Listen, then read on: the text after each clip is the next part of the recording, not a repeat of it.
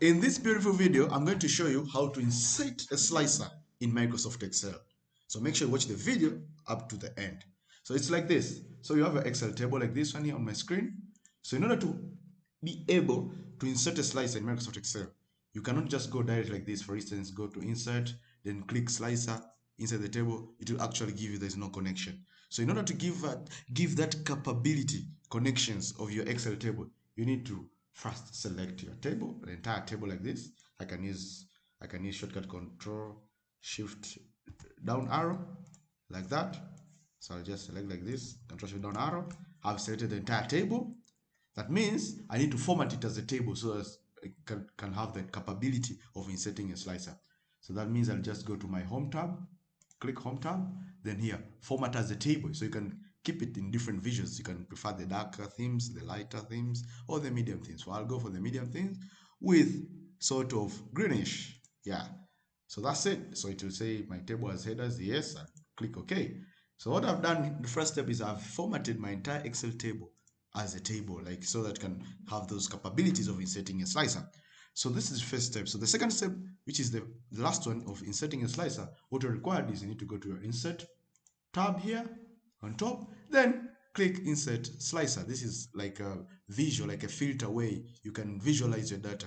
So I'll just click, it will ask what do I want to filter.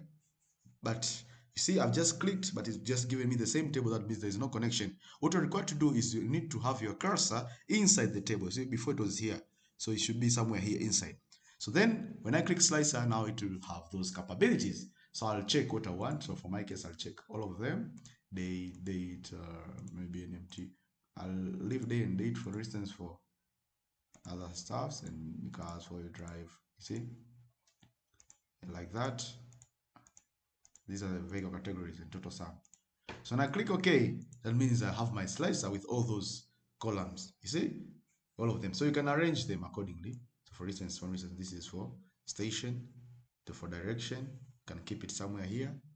You see, and it is automatically activated. You see, when I click, for instance, direction to Micah, you see, it only selects this direction to Micah here, direction. You see, or you can say, for instance, to Tegi only. You see, it selects only direction to Tegi. So it activates as those vehicle categories. So you can keep it somewhere, NMT maybe. So this is like a table, your Power BI sort of, you know, maybe there's a number of vehicles. So you can choose, for instance, if you don't want some of them, you don't need them, you can delete them. Just click delete, you see, click delete. For learning purpose, I'll just try to keep few of them here. Keep delete, see, keep deleting on your keyboard, just like that. Delete, see, I'll just prefer to have few of them, for instance. Yeah, that just like that. For instance, I've just decided, okay, oh, there are many because I selected a lot of stuff. Anyway, just delete them. Okay, so I have only few of them, for instance. So this is the way of inserting a slicer using Microsoft Excel. So thank you for watching. Make sure to subscribe for more videos like this.